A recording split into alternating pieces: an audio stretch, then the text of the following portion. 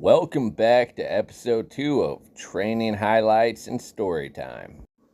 Before I get started, I just want to say thank you to anyone that watches this whole video, that takes time out of their day to watch any of my videos, to subscribe, to comment, to like, to do anything whatsoever to show support.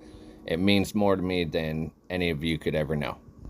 I think today I'll start by talking about some of my adventures that I had with my buddies when I was younger, when we were bored and we were just driving around up to no good. So to start out, me and my cousin, when we had nothing else going on, we used to just go drive gravel roads. And then later I started doing the same thing with my friend George, but we'll get to the stories with him here in a bit. So one of the times that me and my cousin were out driving these gravel roads, we spent probably, I don't know, like 3-4 hours in a 94 Dodge Dakota that you could put $20 in that thing and it would run for fucking 2 months straight. $20 of gas could keep it going for 2 months. It was an anomaly of a truck.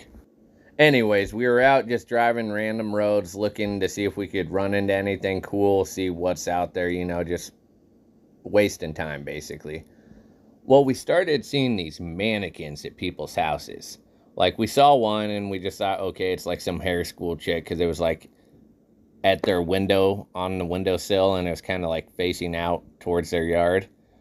And then we saw like another one, and it didn't look like a hair school one. Like, they had like a whole outfit on it. It was in front of like a sliding glass door, just out on one of the main roads, kind of near where I lived. And we just kept finding these, one after one after one after one. And then finally, the creepiest one that we found is we went down this road that we didn't realize had no outlet.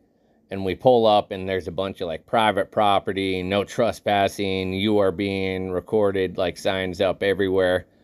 And these people had a fucking mannequin in a glass box in their yard, just in the middle of their yard, just a mannequin in a glass box. And it was one of the weirdest things that I think I've ever seen, just driving around like that.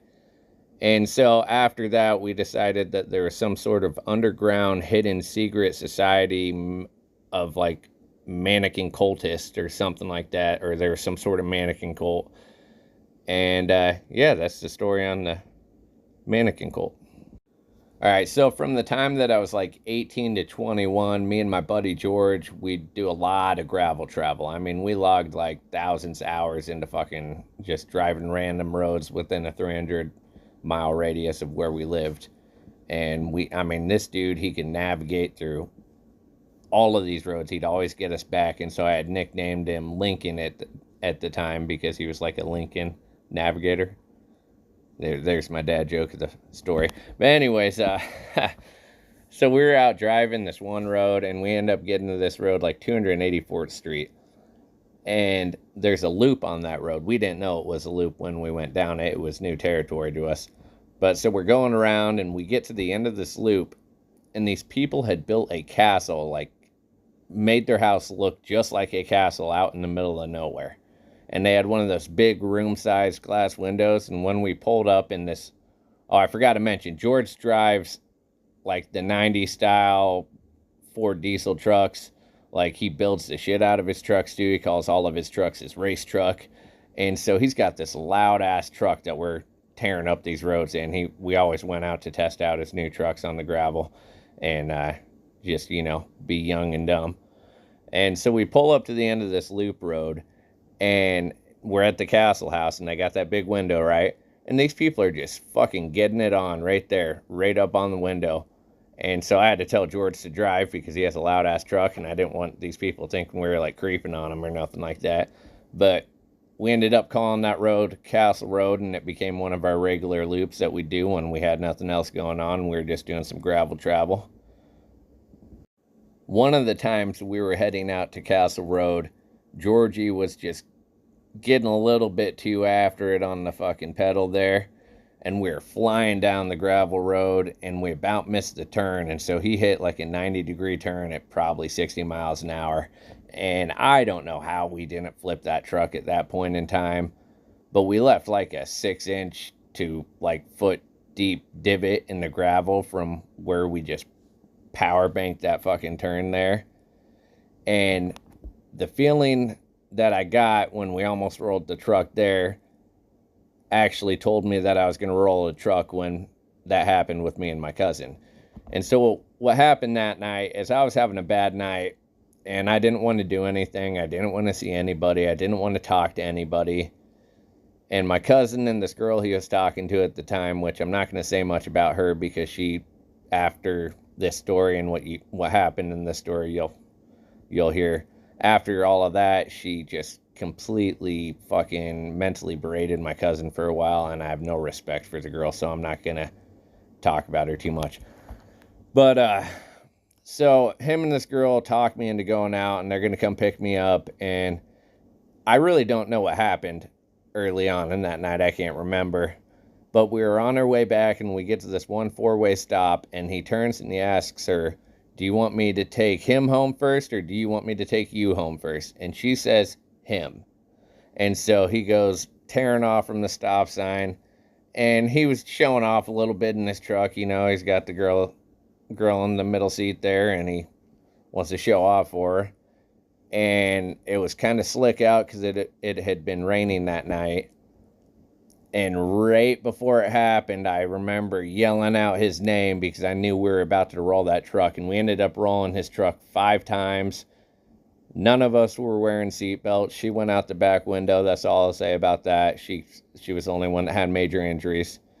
But both me and him basically walked away with minor injuries, scratches from that.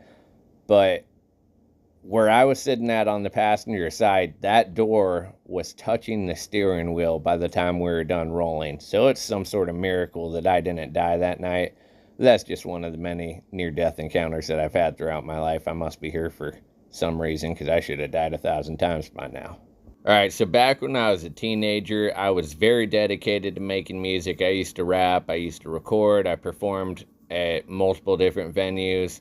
And like every weekend, me and like 3 of my buddies that I made music with and we performed together and we did all that together, we'd all link up at my friend's, like my best friend's house.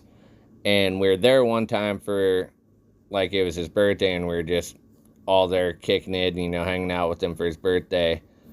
And dude really likes penguins. So me and this other dude that I no longer associate with because he just made really bad decisions later in life and said some things he can't take back. But anyways, me and him were still up at like 2 in the morning, and we went walking the neighborhoods just to, you know, fucking do something. And we come across this penguin statue. And so we ended up permanently borrowing the penguin statue and bringing it back for the homie. And that ended up becoming the based penguin. And like we called his lab, like his home studio, the Igloo. And so we had the base penguin, and we wrote like "Thank you, Base God" on the penguin, all signed like our names and shit. And it ended up kind of becoming like a mascot for like our friend group for a minute. Like he even took that thing on tour with him and like to shows with him and stuff like that when he was out performing. And we do these things called bass freestyles where you didn't have to rhyme. You could basically say whatever you wanted. You could sing some bullshit. You could do anything. And we just mashed these like ciphers together of the most ridiculous bullshit. And the bass penguin was always right there behind the mic as we were doing this. All right, the last story will have to be a quick one because I don't have much time left. But we were all over there one night, and we're just hanging out. And I don't know if any of you guys ever heard of the knockout game, but you basically like get down on your knees, hyperventilate, some other stuff, I don't know, whatever, but it makes you like kind of pass out, and I'm pretty sure it releases some of the DMT in your brain, which is why you have like these little like visions when it happens. But anyways, we were doing that one time, and I did it. And when I went out, I lived like an entire lifetime in like the 5 seconds that I was out. Like I met somebody, I got married, I had kids, I watched those kids like grow up. Like I lived like 50 years of life in that 5 seconds. And then when I came to, like it took me like a month and a half to recover from that. Like I was grieving hard because like I had this like non-existent family that I had grown attached to in my mind in that 5 seconds while I was unconscious. And that was a really weird experience. But anyways, I'm going to wrap it up here. I appreciate anybody that watched, and please leave me a comment. Let me know what you thought. Also, if you haven't yet, don't forget to subscribe.